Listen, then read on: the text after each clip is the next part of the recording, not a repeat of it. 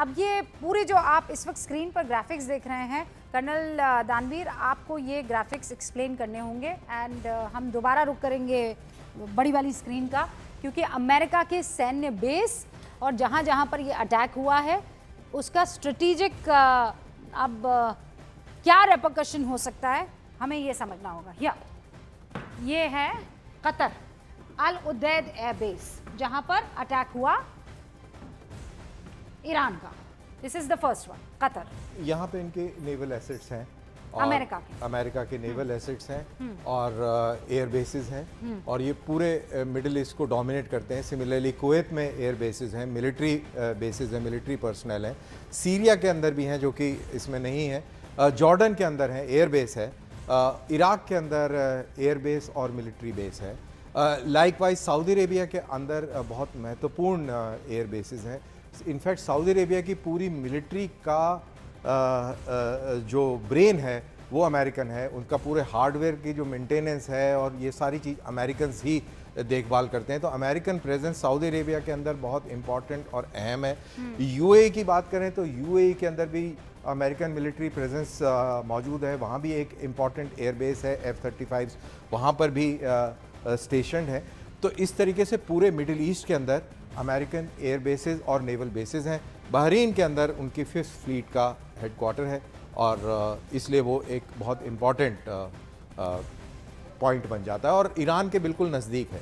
यहाँ पर अगर टारगेट्स की बात करें तो ये सारे के सारे एयर बेसिस जो हैं ईरान के काफ़ी सुबह से मेरे जहन में ना एक चीज़ कर्नल दानवीर आ रही है। Qatar it's a Muslim nation. Muslim nation तो सारे ही हैं। Exactly, I mean I am coming to that point. Iran of course a Muslim nation.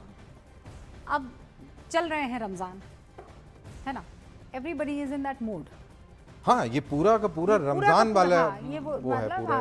रोज़दार होंगे, ईद की तैयारियां दिमाग में चल रही होगी, तरावियां पढ़ी जा रही होंगी, है ना, ये सब वहाँ पर चल रहा होगा जी। और इसके बीच में अच्छा मुझे देयर वाज वन जेंटलमैन, हमारे जो खास मेहमान थे उनमें से एक, मैंने उनसे कहा, उन्होंने कहा नहीं युद्ध में ये सब नहीं चलता है। पर आई थिंक मुस्लिम नेशंस में जब ये चल रहा है, सब जगह चलता है, कैसे नहीं चलता है? पता नहीं, ये तो आप ज्यादा बता पाएंगे कि अगर युद्ध के most important thing no but is it exempt during the लड़ाई के युद्ध के टाइम में क्या उस पर रियायत होती है? मेरे ख्याल से शायद ये भी होता है कि 30 दिन रोजे रखने होते हैं। हाँ। अगर अभी नहीं रख सकते तो बाद में रखें आप। I don't know I have heard it. मतलब ये कॉम्पेंसेट कीजिए क्योंकि युद्ध हो गया ना शुरू। नहीं तो अब आप बताइए कि कैसे आप। मेरा ये नहीं कहना है कि अब आप रोजे रखेंगे कि नहीं रखेंगे, नहीं, मैं ये नहीं कह रही हूँ। नहीं, मैं ये कह रही हूँ कि सबसे पायस टाइम में, उस टाइम में ये चीज हो रही है। जैसे अभी जो हिंदुस्तानी मुसलमान व्यूअर हमें देख रहा होगा, या मेरे पिता या कोई भी मुसलमान, जब ये खबर पड़ेगा कि अरे बाप रे सऊदी अरब में अटैक हो गया, तो उसके जहन में सबसे पहले आएगा कि अच्छा वो जगह जहां मक्का है, बिल्कुल बिल्कुल वो जगह उसके लिए बहुत मुकद्दस, ये महीना भी मुकद्दस, वो इलाका मरकज है वो इस्लाम का।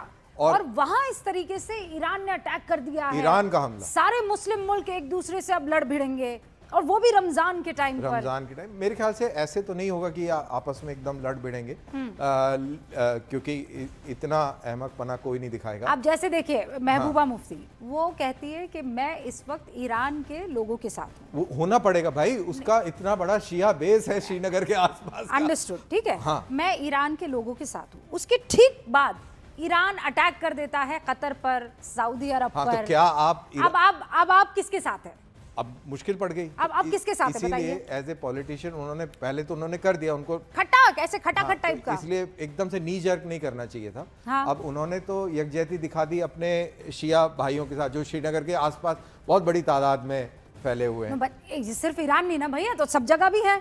हाँ नहीं, लेकिन वो तो अपनी पॉलिटिक्स भी खेल रहे हैं ना। उनको तो अपनी और क्या आप सऊदी अरब के लोगों के साथ नहीं है? अब उनके साथ में उनको बताना पड़ेगा, क्योंकि असली मेजॉरिटी बेस तो आपका सुन्नी है। हाँ, फिर बताइए आप क्या करेंगे? लेकिन उनके लिए फिर यह है कि उन्होंने अमेरिकन बेसिस को टारगेट किया है, आम सऊदी को टारगेट नहीं किया। ये उनके लिए एस्केप है अभी फिलहाल। ये बस एस्केप है ना? लेकिन यूएई ने प्रिसिशन नहीं था। हमने वो इलाके देखे जो कि आम लोग थे, हाँ, शहरी इलाके थे, जो महिला भाग रही थी। वो अबू धाबी का वो था। तो ये सारी चीजें हैं। अब धीरे धीरे एकदम नी जर्क रिएक्शंस के साथ में पॉलिटिशियंस स्पेशली इंटरमिंगल्ड है ये सारी चीजें, मतलब सारी इतना चीज़- आसानी से आप इसको छोड़ दें, इसको आप ऐसे करके और अब आप किसका सपोर्ट किसका करोगे ये बताओ। तर्क वितर्क कितना आसान नहीं रहेगा ये। नहीं, और वो जो है ना एकदम सब खड़े हो जाते हैं कि भाई हम तो गाजा के साथ खड़े हैं, हम तो ईरान के साथ। अब कहाँ खड़े रहोगे, किसके साथ खड़े रहोगे? गाजा के साथ आप खड़े हुए, लेकिन आप अफगानिस्तान में जो 70 लोग मासूम मारे गए उसके साथ नहीं खड़े हुए। हाँ।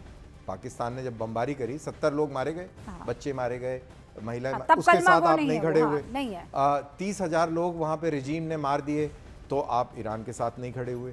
और तो ये बहुत ही मिक्स्ड है, सिचुएशन के हिसाब से, अपॉर्चुनिटी के हिसाब से आप अपना नजरिया जो है पेश कर रहे हैं। क्या आप पेश नहीं कर रहे हैं, आप बदल रहे हैं अपना और क्या आप इधर से उधर। क्या आप ह्यूमैनिटी के साथ टेक्टोनिक हैं, शिफ्ट है। क्या आप इंसानियत के साथ हैं, ये इंपॉर्टेंट पॉइंट है। I और wish। गजा के साथ बिल्कुल मैं इसमें ये बिल्कुल बोलना भी चाहता हूँ, गजा के साथ भी खड़ा होना चाहिए, क्योंकि वहाँ कोई इतना प्लेन और क्लीन काम नहीं हुआ है। Let's be very clear on that. But आपको सिचुएशन फिर सबके लिए एक ही टेम्पलेट यूज करना चाहिए। अगर आप वॉइस टू बी हर्ड हैं तो आपके लिए बराबर का template. No but who doesn't stand with the children of Palestine? कौन नहीं? एवरीबडी स्टैंड्स, मतलब एवरीबडी स्टैंड। वो अहमक होगा जो ये कहेगा कि नहीं हम नहीं फिलिस्तीन के उन और मासूम बच्चों भारत के साथ जैसे खड़े मुल्क में, जिसमें भारत को काफी क्वेश्चन किया कि भाई हम क्यों जा रहे हैं वहां पे उनको मिलने वगैरह वगैरह, तो किसी ने बहुत अच्छी डिटेल्स डाली कि भारत ने जब से गजा वॉर हुई तो गजा के लिए कितनी सारी इमदाद दी है, वगैरह हमने बहुत कितनी इमदाद दी है। तो ये भारत का भी एक वो पॉइंट ऑफ व्यू है। और नहीं, पर ये नहीं हो सकता है ना कि आप केवल गजा के बच्चों के साथ खड़े रहे, सिलेक्टिव नहीं हो सकता। और इजराइल में 7 अक्टूबर को जो अवन में फेंक दिए गए बच्चे, उनके साथ किडनैप हो गए बच्चे, उनके साथ नहीं। इंसानियत तो फिर दोनों जगह है ना, आपको तकाज़ा इंसानियत दोनों के जगह साथ है। खड़ा होना पड़ेगा, आपको यमनी बच्चे के साथ भी खड़ा होना पड़ेगा, अफगानी बच्चे के साथ भी खड़ा होना पड़ेगा, आपको सारे बच्चों के साथ में खड़ा होना पड़ेगा। आप सिलेक्टिव नहीं हो फिर ये सकते। सिलेक्टिव नहीं हो सकती है Selective कि नहीं हो सकते। वो चेक्स वाले स्कार्फ माथे पर बांध दिया और आपने नहीं, कह दिया नहीं भाई हम तो इन्हीं के बच्चों को देखेंगे, और बाकी बच्चे लोहे के नहीं बने हैं, वो भी हार्ड मास के बने हैं, और उन पर भी इसी ये तरीके देखिए के लॉइटरिंग मिनिशन, ये इसका देखिए ये मतलब? लॉइटरिंग मिनिशन एकदम आया, और ये लॉइटरिंग है ना, हाँ, it's बचने के loitering। लिए अटैक से। हाँ, ये अटैक से पहले ये आके और उसने ये टर्न लेके चला गया। वो अपना टारगेट आइडेंटिफाई करा है, तो उस दौरान ये विजुअल लिया गया है। अब कहाँ का है ये मालूम नहीं है, मोस्ट वाली ये ईरान का ही है, ईरान का ही है। तो ये क्या है? लॉइटरिंग मिनिशन है। हाँ। अपने टारगेट को आइडेंटिफाई कर रहा है, अगर वो आइडेंटिफाई हो जाएगा, तो अगर ठीक। पिक्चर टू पिक्चर मैच हो जाएगी तो उसके ऊपर हमला कर देगा, और नहीं तो नहीं होगा तो ढूंढ रहा है, वो छोड़ेगा नहीं। अच्छा, रोवर करता रहता है। हाँ, लॉइटरिंग है ना, हाँ, लॉइटरिंग है। तो वो जब उसको दिख जाएगा कि कंफर्म्ड है, पिन पॉइंट, क्योंकि ज़्यादा मात्रा में एक्सप्लोसिव नहीं है, लिमिटेड है, तो वो लिमिटेड उसी हिसाब से वो हमला करेगा। और ये अर्ली इन द मॉर्निंग की तस्वीर है, क्योंकि कलर बता रहा है बहरीन ईरान, वो जो एयरबेस पर हमला हुआ है, और ये शायद ये हवा हाइफा, में, हाइफा हाँ, इजराइल। हवा में इंटरसेप्ट किया गया कोई मिसाइल की वो तस्वीर मुझे दिख रही थी। जी जी जी। और ये वही है ये आई थिंक उसके कलर चेंज लग रहे हैं, वही वाला विजुअल है जिसके ऊपर हम जिस पहले पर हम बात कर सबसे रहे थे, पहले सबसे पहले आए बात थे, कर रहे थे। हाँ। और ये ऑफ कोर्स ये हवा के अंदर ही गिराया गया And these मिसाइल अब है। ये- दीज आर ये पीपल इन तेल अवीव, हाँ, के हैं, ये तेल अवीव। शायद मेट्रो में है, कहाँ नहीं, ऑफिस में नहीं है नहीं, कहीं। बंकर्स में, बंकर्स में है, and they बंकर्स are, और ये उनके जो वो राइट विंग बोलते हैं उनके जो yes, I know where you coming from. हाँ, तो आप ये और समझ ये लीजिए ये वही विजुअल आ गया जिसमें साड़ी में साड़ी महिला में एक हमको महिला दिखाई बिल्कुल दी क्लियर है। उससे पहले एक हिंदुस्तानी लिबास में एक महिला दौड़ती हुई नजर भी आई थी, और भी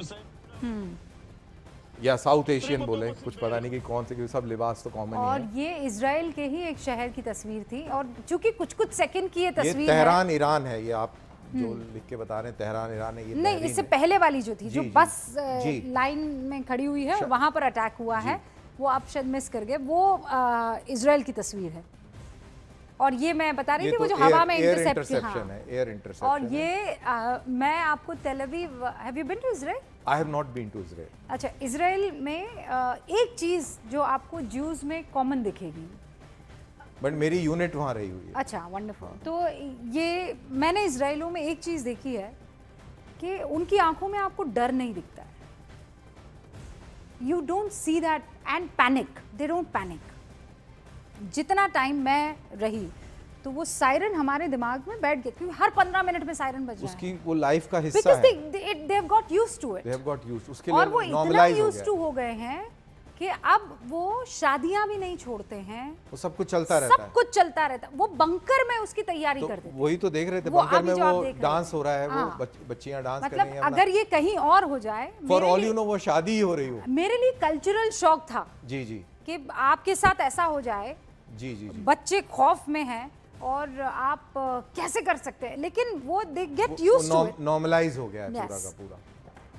और तो ये बहुत ही- अब आप कुल मिलाकर हम आपको ये बताना चाह रहे हैं कि इस पूरे के पूरे इलाके में इस वक्त अब माहौल ऐसा बन गया है कि कभी भी किसी भी वक्त, एक तो अमेरिका की तरफ से और इजराइल की तरफ से तो ये लगातार मिसाइल दागे ही जा रहे हैं, और ये कहा कोई ऐसी खबर आ सकती है जो पूरी दुनिया को चौंका दे।